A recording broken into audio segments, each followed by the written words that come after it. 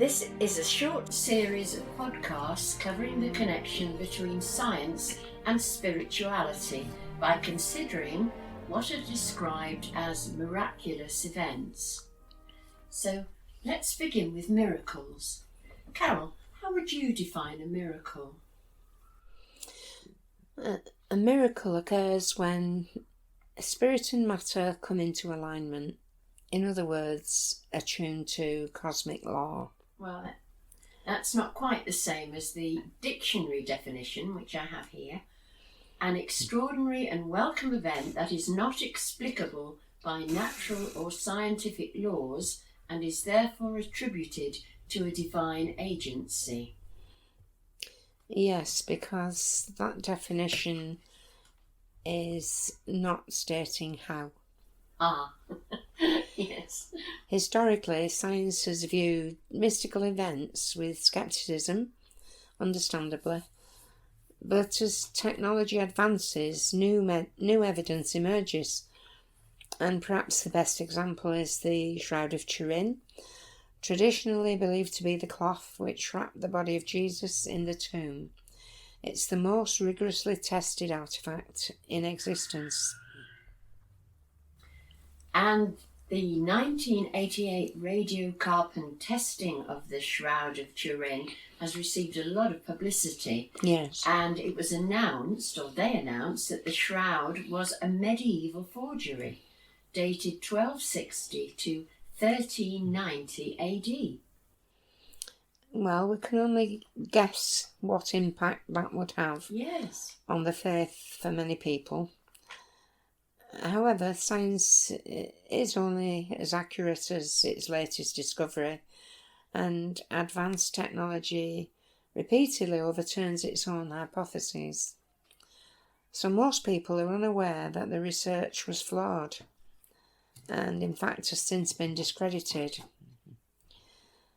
Advances in technology today, using spectroscopic methods, have since dated the shroud to the era of Jesus Christ. Right. The image on the shroud is of a man 5 feet 10.5 inches tall, about 175 pounds, estimated to be between 30 and 35 years old. And the body is covered with wounds consistent with the weapons used by ancient Roman soldiers in crucifixion. And the bloodstains on the shroud match the wounds described in the biblical account of the crucifixion, and the wounds are anatomically correct. And most people, aren't they, are unaware that we actually have the blood type for those blood stains on the shroud. That's right. This blood typing was done by Dr. Ballon in Turin, identifying the blood as AB, and these tests have been repeatedly confirmed. So AB is the rarest group, shared by only 3.4% of people worldwide. And in 1978, NASA scientists tested the blood on the Turin shroud, confirming the blood group as AB. There have been numerous tests and they continue. Doctors Victor and Nancy Tryon of the University of Texas Health Science Center found the X and Y chromosomes representing male blood and degraded DNA.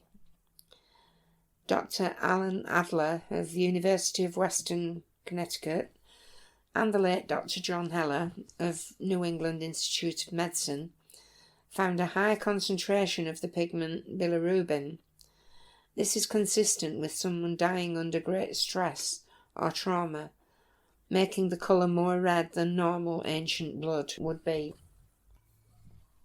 Rhabdomyosis is a condition that's created by the presence of high levels of creatinine in the blood, and this is observed in the case of severe trauma.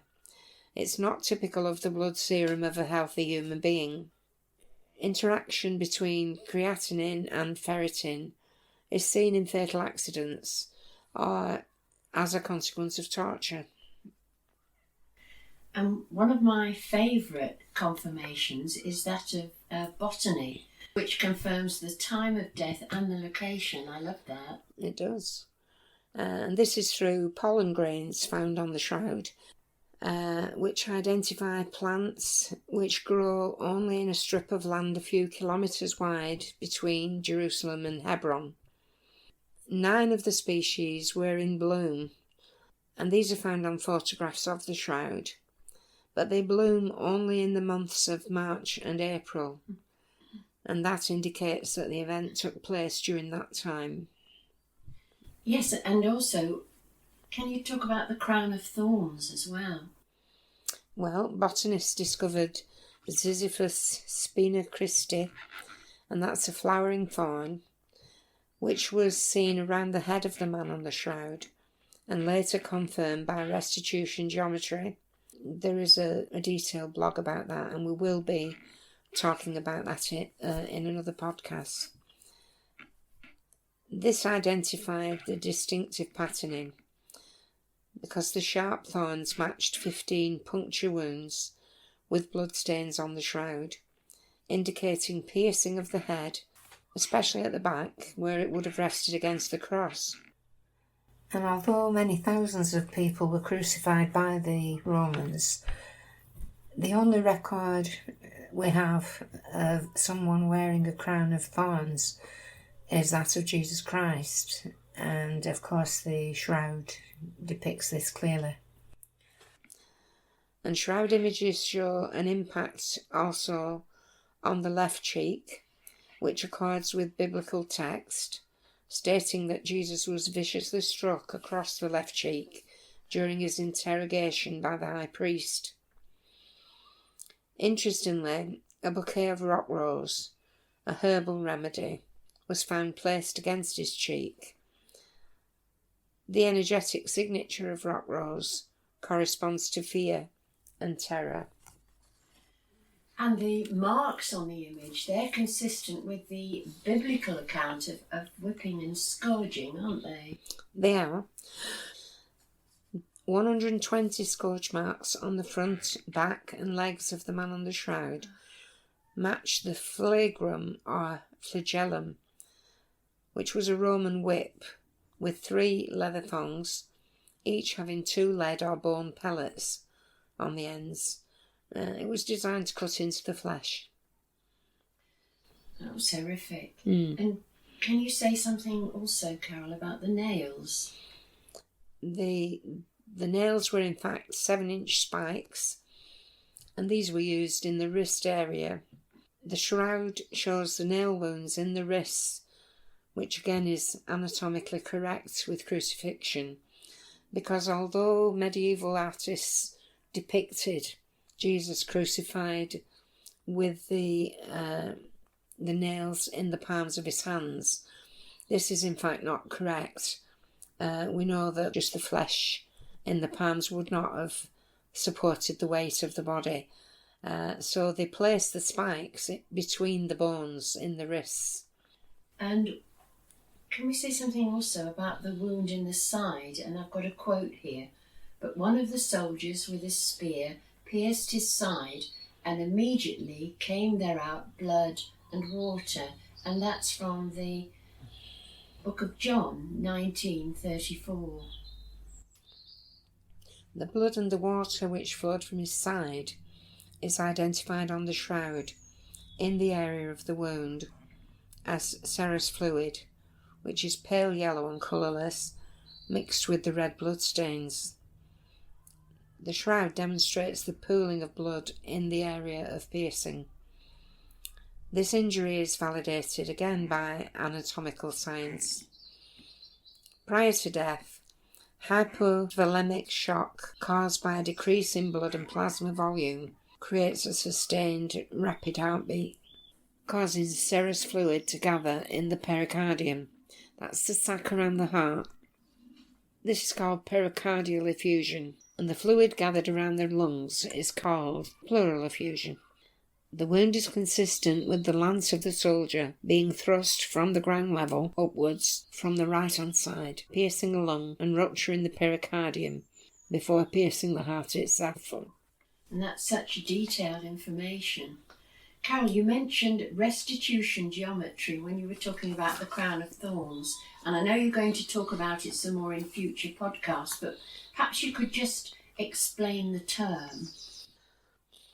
Restitution geometry allows for accuracy of measurement and movement, and in this instance it shows the lance wound, which is 4 centimetres by 1 centimetre, in the right side of the body, which matches the spear tip of the Roman Hasta lance. And Dr. R. Bucklin, the forensic pathologist from Los Angeles County, states, "The evidence of a scourged man who was crucified and died of suffocation is clear-cut. The markings on his body are so clear and so medically accurate that they are, in my opinion, beyond dispute." And what about the sudarium? This is the cloth which is believed by many to have covered the face of Jesus. Yes. It's described in the Gospels as part of the funerary garments which were found in the tomb. And this has also tested AB, which of course again matches the shroud. And when the scientists placed the image of the sudarium and the shroud over each other, they matched perfectly. This is interesting because most judicial systems around the world require a forensic match of 8 to 10 points between items to confirm correlation when testing. New research establishes some 20 points of correlation between the sudarium and the Shroud of Turin. And before we close, Carol, we just want to mention some of the other subjects we're going to cover. And one of the topics we want to include is the miraculous host. So can you just say a little something about that? Yes, well, the hosts used in the Christian Mass, a basic tenet of Christianity.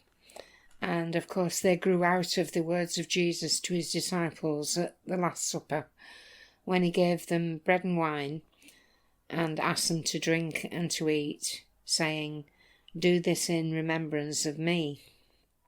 And this has come down to us as the Mass, when the wafer or the host is given to each person.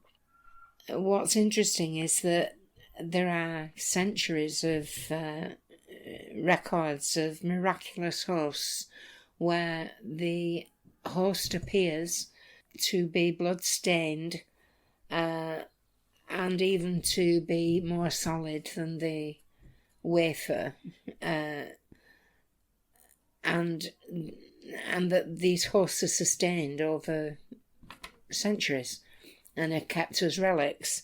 Now, of course, these are largely dismissed by non-believers and by science, as you would well imagine.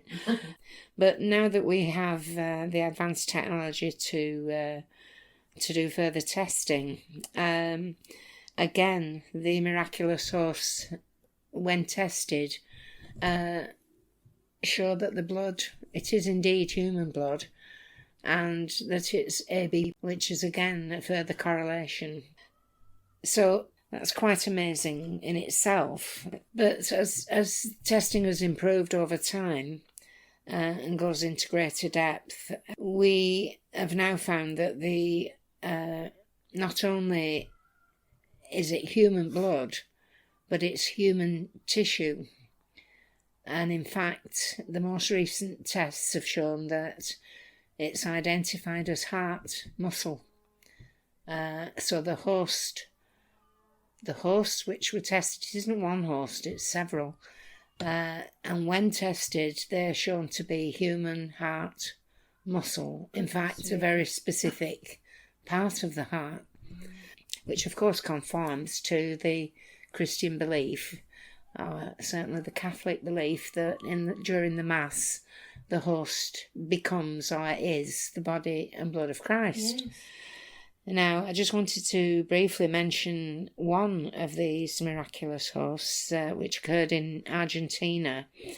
And there is a protocol for, as we would imagine, that if a host is dropped or misplaced during the Mass, because of the belief, it must be treated with respect. It can't just be thrown away. No. And so there's a certain protocol to follow.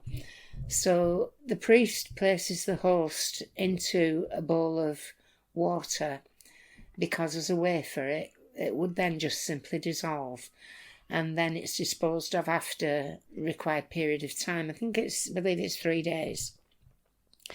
Now, this particular occasion, someone gave a host to the priest because it had been found, and he did what he was required to do, and then went back to dispose of it, but found that there was blood in the host, and it appeared to be more. It wasn't wafer; it appeared to be more solid. And when the host still didn't dissolve, he gave it to his archbishop, as he was supposed to do. And in time, the archbishop had the host tested, scientifically tested, and validated again that this was human blood.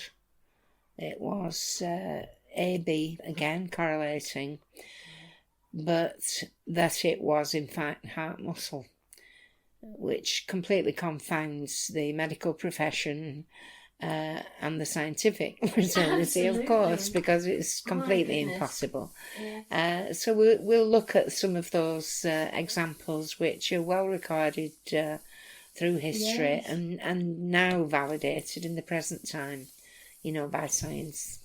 And it sort of reinforces what Christ said at the Last Supper, doesn't it? Well, it changes completely, yes, or it should do, yeah, our view. I suppose we have to ask the question, well, I can think of 2 questions here. With regard to the Argentinian miraculous host, the Archbishop was Archbishop Bergoglio, Pope Francis. Right. And we might ask, why don't we know about this? Why isn't this, world news? You'd have thought he'd have broadcasted it, wouldn't you? Well, certainly. But it isn't widely known. No. And I think, we, faced with the validation, repeated validation over so many disciplines over time, we might then reevaluate our belief systems. At least we would have information to allow us to make some choices. Definitely. Which may well be different, yes, once we have the information. And that's the reason, of course, for the podcasts. Future podcasts will include further information about the miraculous horse, and we'll also discuss a topic which has fascinated and divided people of all faiths and none for centuries, giving rise to metaphysical and scientific theories regarding the resurrection of Jesus. Well, thank you, Carol, for revealing some amazing information. Well, facts. Well, yes, it's not information, facts. It's not data. It's not. These are scientifically validated facts. Exactly. Yeah. And I really look forward to future conversations. Yes. So thank you. Me too. If you've enjoyed this podcast, there are links below to the Spiritual Alchemy website, which houses Carol Lamb's blogs.